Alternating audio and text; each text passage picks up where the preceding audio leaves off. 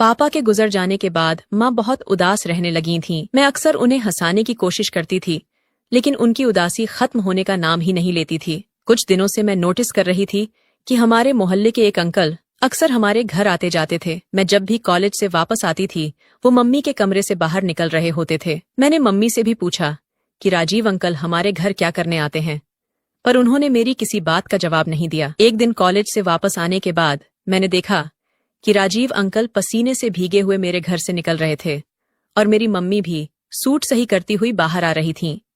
ये सब देखकर मैंने अंदाजा लगा लिया था कि मेरे घर से निकल जाने के बाद घर में क्या होता है। एक दिन मैंने खिड़की से अंदर झांक कर देखा तो मेरे पैरों तले जमीन निकल गई, क्योंकि अंदर। हेलो दोस्तों, आज की इस रोमांचक कहानी में आप सभी का स्वागत है। रात होने वाली थी और मोहल्ले में हलचल काम हो चुकी थी। सुनैना आंटी अपनी बालकनी में बैठकर अपने पुराने समय को याद कर रही थीं। पति की मौत के बाद उनके लिए जिंदगी सिर्फ जिम्मेदारियों का नाम बन चुकी थी। उनकी दुनिया सिर्फ उनकी बेटी आस्था तक सीमित थी। आस्था अपनी माँ की परेशानी अच्छी तरह समझती थी और अपनी पढ़ाई के साथ साथ माँ की मदद भी करती थी, लेकिन अपनी माँ के चेहरे की उदासी आस्था को परेशान कर देती थी। आस्था अपनी माँ को खुश करने का कोई भी मौका नहीं छोड़ती थी, लेकिन वो कहते हैं ना कि कभी कभी वक्त के साथ सब सही नहीं होता, बल्कि सब खत्म हो जाता है। उसी तरह सुनैना की जिंदगी का खालीपन भी उसे अंदर से खाए जा रहा था, पर उन दोनों माँ बेटी की जिंदगी इसी तरह चल रही थी। मोहल्ले के एक सज्जन व्यक्ति राजीव अक्सर उन दोनों का हालचाल लेने आते थे।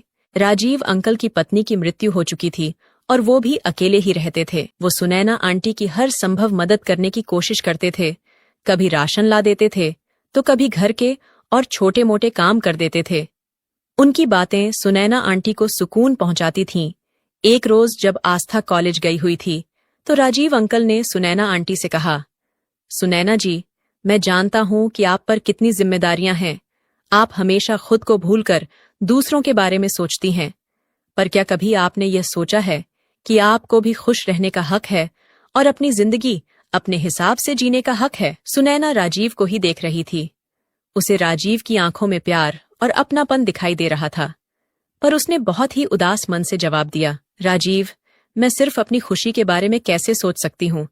मेरी एक बेटी भी है जो अब मेरी दुनिया बन चुकी है। मैं ऐसा कोई काम नहीं करना चाहूंगी जिससे उसको बुरा लगे। राजीव ने मुस्कुराकर बड़े प्यार से जवाब दिया, अगर आप चाहती हैं कि आपकी दुनिया खुश रहे तो आपको भी खुश रहना होगा। आस्था कभी नहीं चाहेगी कि उसकी माँ परेशान रहे, इसलिए अगर आप चाहती हैं कि आस्था खुश रहे तो आपको भी खुश रहना होगा। उस दिन की बातचीत के बाद उन दोनों के बीच विश्वास का रिश्ता और भी गहरा हो गया था। राजीव का हर छोटे मोटे कामों में उन दोनों का साथ देना सुनैना के मन को छूने लगा था। धीरे धीरे सुनैना ने यह महसूस किया था कि उसकी उदासी कम हो रही है। एक दिन आस्था ने अपनी माँ से कहा, माँ, क्या आपको नहीं लगता कि राजीव अंकल आपको चाहने लगे हैं? मुझे तो लगता है कि आपको अपनी जिंदगी को एक दूसरा मौका देना चाहिए और अपनी इस दोस्ती को एक नया नाम देना चाहिए। आस्था की बात सुनकर सुनैना चौंक गई और वो बोली, यह क्या कह रही हो आस्था? अगर मैं इस उम्र में शादी करूंगी तो लोग क्या कहेंगे? आस्था ने अपनी माँ का हाथ पकड़ा और बोली, माँ, कुछ तो लोग कहेंगे। लोगों का तो काम ही है कहना। अगर हम अपनी जिंदगी लोगों के हिसाब से जीने लग जाएंगे तो हम कभी खुश नहीं रह पाएंगे। आपको भी खुश रहने का हक है और आपकी यह खुशी आपसे कोई नहीं छीन सकता। राजीव अंकल की आंखों में मैंने आपके लिए प्यार देखा है। आस्था की बात सुनकर सुनैना के मन में भी एक हलचल सी हो गई थी। वो सोच रही थी कि क्या सच में मुझे अपनी जिंदगी को दूसरा मौका देना चाहिए। कुछ दिनों बाद राजीव अंकल फिर से सुनैना के घर आए तो सुनैना ने झिझकते हुए उनसे पूछा, राजीव जी, क्या आप सच में सोचते हैं कि मेरी जिंदगी में खुशी वापस लौट सकती है? राजीव ने उनकी आंखों में देखकर जवाब दिया, सुनैना जी, आपको खुश रखने की जिम्मेदारी सिर्फ मेरी नहीं है, आपकी भी है। अगर आप खुश नहीं रहना चाहोगी तो मैं कुछ भी करके आपको खुशियां नहीं दे सकूंगा। मैं तो बस आपका साथ देना चाहता हूं। धीरे धीरे सुनैना और राजीव का रिश्ता और भी गहरा होता जा रहा था। अब मोहल्ले वाले भी इस रिश्ते को लेकर सवाल उठाने लगे थे। इसीलिए कुछ महीनों बाद सुनैना और राजीव ने एक साधारण से समारोह में अपने इस रिश्ते को सामाजिक कर दिया। राजीव के आते ही सुनैना की जिंदगी में खुशियां फिर से लौट आई थीं। आस्था ने पहली बार अपनी माँ को दिल से मुस्कुराते हुए देखा था और यह महसूस किया था कि प्यार और समर्थन किसी भी उम्र में एक नई शुरुआत दे सकते हैं। शादी के बाद सुनैना और राजीव ने अपने जीवन को एक नई दिशा देने की शुरुआत की। आस्था भी यह देख के खुश थी कि आखिरकार उसकी मां ने अपने लिए जीना शुरू कर दिया है। लेकिन ये नई शुरुआत इतनी भी आसान नहीं थी। सुनैना अब भी कभी कभी अपनी पुरानी यादों में वापस चली जाती थी। अपने पहले पति के साथ बिताए पल, उनकी हंसी और उनका प्यार, ये सब उसके जहन से निकला ही नहीं था। एक रात वो खिड़की के पास खड़ी आसमान की ओर देख रही थी। तभी राजीव कमरे में आ गए। उन्होंने देखा कि सुनैना की आंखों में आंसू हैं। वो धीरे से उसके पास आए और बोले, क्या हुआ सुनैना? सुनैना ने थोड़ी देर चुप रहने के बाद बोला, राजीव जी, मैं आपसे कुछ छुपाना नहीं चाहती, क्योंकि मैं आपकी बहुत इज्जत करती हूँ और आपसे बहुत प्यार भी करती हूँ। लेकिन कभी कभी मुझे लगता है कि मैं अपने अतीत को पूरी तरह भूल नहीं पाई हूँ। क्या यह गलत है राजीव जी? राजीव ने उसकी ओर बड़ी प्यार से देखा, उसके हाथों को अपने हाथों में थाम लिया और कहा, सुनैना, प्यार का मतलब किसी को भुलाना नहीं होता है। तुमने अपने अतीत में जो भी पाया है वो तुम्हारा हिस्सा है और हमेशा ही रहेगा। और मैं यह कभी नहीं कहूंगा कि तुम अपने अतीत को पूरी तरह भूल जाओ, लेकिन मैं यह नहीं चाहता हूं कि तुम उस अतीत की वजह से अपने भविष्य को उदासी के अंधकार में धकेल दो। हम अपने भविष्य को भी सुंदर बना सकते हैं न सुनैना?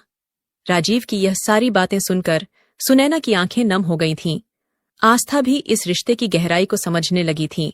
एक दिन उसने अपनी मां से कहा, मां, मैं जानती हूं कि आपके दिल से पापा की यादें कभी भी नहीं निकलेंगी, लेकिन आप राजीव अंकल एक दूसरा मौका देकर तो देखिए।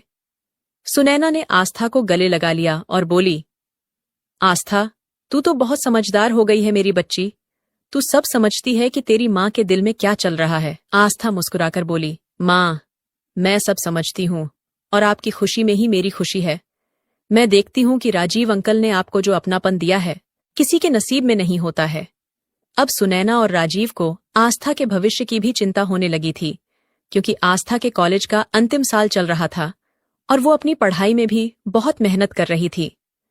राजीव ने सुनैना से कहा, हमें आस्था के लिए एक ऐसा माहौल बनाना होगा जहां वो अपने सपनों को पूरा कर सके। एक दिन राजीव ने आस्था से कहा, आस्था, मैं जानता हूं कि तुम्हें अपनी मां की बहुत चिंता रहती है, लेकिन अब ये जिम्मेदारी मेरी है। तुम सिर्फ अपनी पढ़ाई पर ध्यान दो, क्योंकि तुम्हें अपने और अपनी मां के सारे सपने पूरे करने हैं और मैं इसमें तुम्हारी मदद करूंगा। आस्था ने बड़े ही प्यार से राजीव की ओर देखा और उन्हें पहली बार पापा कहकर बुलाया। आस्था के मुंह से पापा शब्द सुनकर राजीव की आंखें नम हो गई थीं। समय बीतता गया। सुनैना और राजीव के बीच का रिश्ता और भी गहरा होता जा रहा था। एक दिन सुनैना ने राजीव से कहा, राजीव जी, मैंने कभी नहीं सोचा था कि जिंदगी मुझे दूसरा मौका देगी। आपने मुझे फिर से जीना सिखाया है और मेरी जिंदगी को फिर से सुंदर बना लिया है। राजीव ने मुस्कुराते हुए कहा, सुनैना, खुशी हमारे आसपास ही रहती है, हमें बस इसकी तलाश करनी होती है, और तुम्हारे साथ तो मेरा हर दिन खूबसूरत बन गया है। धीरे धीरे आस्था ने भी अपनी पढ़ाई पूरी की और एक अच्छी नौकरी करने लग गई। राजीव और सुनैना ने अपनी जिंदगी में प्यार और अपनापन के साथ हर मुश्किल को पार किया। प्यार और स्नेह का स्पर्श किसी भी टूटे दिल को जोड़ सकता है और उसे फिर से खुशियों से भर सकता है। राजीव और सुनैना की जिंदगी फिर से एक नई राह पर चल पड़ी थी। उनके प्यार, अपनापन और समझदारी ने उनके रिश्ते को मजबूत बनाया था, लेकिन जिंदगी हमेशा इतनी आसान नहीं होती।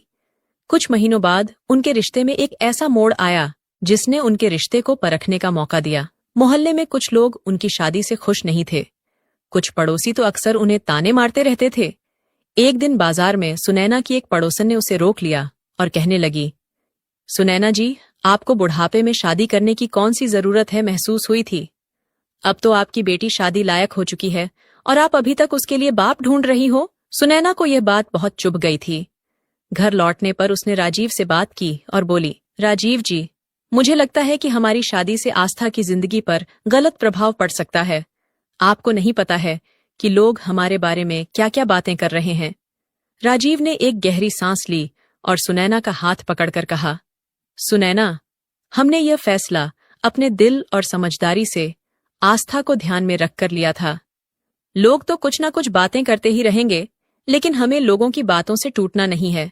मैंने आस्था की आंखों में देखा है कि उसे हमारे इस रिश्ते से कोई भी परेशानी नहीं है। वो तो हमेशा से चाहती थी कि उसकी माँ फिर से जिंदगी जीने लग जाए। आस्था ने अपनी माँ और राजीव अंकल को बातचीत करते हुए सुन लिया था। उसने तुरंत अपनी माँ से कहा, माँ, आप किन लोगों की बातों की वजह से उदास रही हो?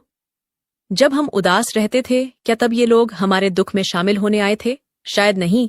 तो फिर आप उन लोगों की बातों से क्यों दुखी हो रही हो? अगर मुझे आपकी शादी से परेशानी होती तो मैं आपको सामने से बोल देती, और मैं हमेशा से चाहती थी कि आप खुश रहो। और अब जब आप खुश रहती हो तो मैं भी बेफिक्र रहती हूँ।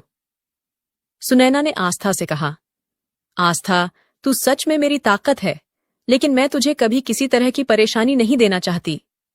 आस्था ने मुस्कुराते हुए कहा, माँ, मुझे परेशानी तब होती अगर मैं आपके इस रिश्ते को मना कर देती, लेकिन अब मैं बहुत खुश हूं कि मेरे मम्मी पापा दोनों मेरे साथ हैं।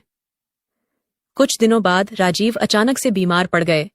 डॉक्टर ने बताया कि उनकी सेहत बहुत कमजोर हो गई है और उन्हें आराम की सख्त जरूरत है। इस खबर ने सुनैना को अंदर तक तोड़ दिया था। उसने फैसला किया कि अब वो हर वक्त राजीव के साथ ही रहेगी। एक दिन राजीव ने सुनैना से कहा, सुनैना, मैं नहीं चाहता कि मेरी वजह से तुम पर कोई बोझ आए।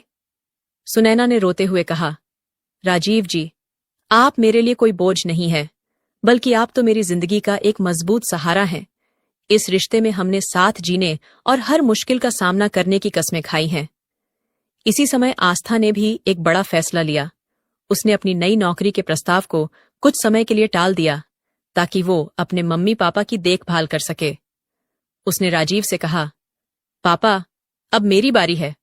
आपने मुझे और माँ दोनों को संभाला है और अब मैं आप दोनों का सहारा बनूंगी। राजीव ने आस्था को गले लगाते हुए कहा, तुमने मुझे पापा कहकर जो सम्मान दिया है वो मेरी जिंदगी की सबसे बड़ी खुशी है, और मैं कोशिश करूंगा कि मैं हमेशा इस सम्मान के लायक बना रहूं। आस्था अपने मम्मी पापा की देखभाल करती रही और धीरे धीरे राजीव की सेहत में सुधार भी आने लगा। इस कठिनाई के दौरान उन तीनों का रिश्ता और भी मजबूत हो चुका था। राजीव ने महसूस किया था कि सुनैना के बिना उनका जीवन अधूरा सा रहता है। एक दिन शाम को जब पूरा परिवार साथ बैठा था तो राजीव ने कहा, यह जिंदगी अक्सर हमारा इम्तिहान लेती है, लेकिन प्यार और साथ हमारी सबसे बड़ी ताकत होती है, और ये बात तुम दोनों ने मुझे सिखाई है। सुनैना ने मुस्कुराते हुए कहा, और हमने आपसे ये सीखा है कि जिंदगी में खुशियां किसी भी उम्र में मिल सकती हैं, बस हमें कभी खुशियों की तलाश बंद नहीं करनी चाहिए। पापा के ठीक होने के बाद आस्था ने अपनी नई नौकरी ज्वाइन की और अपनी माँ और राजीव को खुश होने का एक नया मौका दिया। धीरे धीरे राजीव की सेहत बेहतर होती जा रही थी और आस्था भी अपने काम में नए नए मुकाम हासिल कर रही थी। एक शाम राजीव और सुनैना साथ बैठे हुए थे। राजीव ने सुनैना से कहा, मैं खुद को बहुत भाग्यशाली मानता हूँ कि मुझे तुम्हारे जैसा जीवन साथी मिला है। सुनैना ने उनके हाथों को थामते हुए कहा, राजीव जी, आपने मुझे कभी अकेला महसूस नहीं होने दिया। आपने मेरा पूरा जीवन संवार दिया है।